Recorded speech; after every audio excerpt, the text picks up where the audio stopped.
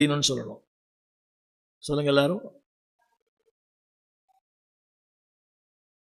தெரியாததை நீ பார்த்தீங்களா எல்லாரும்? தெரியாதெல்லாம் எப்படி பேசுகிறான்? கரெக்டாக சொல்கிறீங்க. இதை வேற சொல்கிறான், உனக்கு தெரியாது பாஸ்டர், எனக்கு தெரியாதான். ஒரு சில காரியம் எனக்கு தெரியாது, உண்மைதான். ஆனால் எல்லாம் தெரியும் அவசியமே இல்லையே, இதை மட்டும் தெரிஞ்சுக்கினா போதும். என்ன புரியுதா? சாட்சி என்பது என்னது? பாருங்க, நேற்று கூட ஒருத்தர் என்னை பார்த்து கேட்டேன், அடிக்கடி கேட்குறாங்க இந்த கேள்வியை. நீங்கள் கன்வென்ஷனில் பேசுவீங்களா? பேர்லாம் சொல்லுவீங்களா? பேய்க்கெலாம் ஜோம் பண்ணுவீங்களா? பேய் ஓட்டுவீங்களா? புரியுதா உங்களுக்கு? எனக்கு என்ன முடியுமோ அதுதான் நான் பேச முடியும். புரியுமா? அடிக்க நான் எனக்கு கூப்பிடுறதே சொல்லுவேன். சபையில் கூப்பிடுங்க, ஊழியர் கூட்டத்தில் கூப்பிடுங்க, இதெல்லாம் என்ன கூப்பிடுங்க. புரியுதா உங்களுக்கு? எனக்கு கதை சொல்கிறதுக்கோ, கண்ணை மூடி புரியுதா உங்களுக்கு 4 பாட்டு பாடுறதுக்கோ அதெல்லாம் தேவையில்லாத ஒரு வேலை. கரங்களை உயர்ச்சி சொல்லுங்க. எனக்கு தெரியாத அல்ல, எனக்கு தெரிஞ்சது. அந்த குருடன் சொன்னான், நான் குருடனாக இருந்தேன், இப்பொழுது பார்வை அடைந்திருக்கிறேன், இது ஒன்று தானே தெரியும்.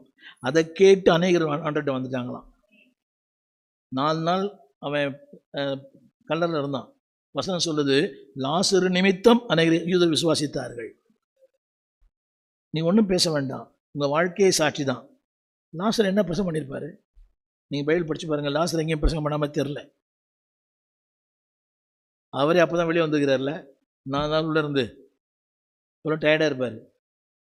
என்னடி பார்க்குறீங்க? அவருக்கு லாங் டேர்ம் டிசீஸ், அவருக்கு நீண்ட கால வியாதி உள்ளவரான் லாசர். இப்படி தான் போட்டுருது ஆங்கில வேதத்தில், லாங் டேர்ம் டிசீஸ்.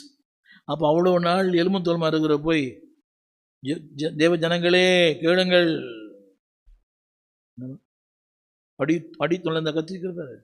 வாய் திறந்து பேசியே இருக்க மாட்டார். பேசவே வேணாமா?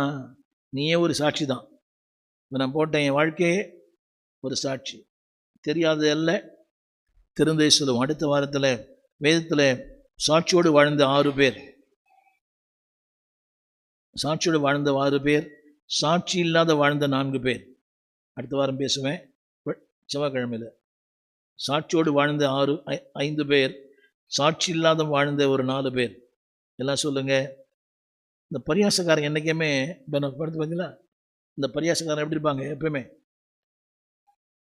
என்னங்க, தெரியாத ஒன்றை தெரிஞ்ச மாதிரி.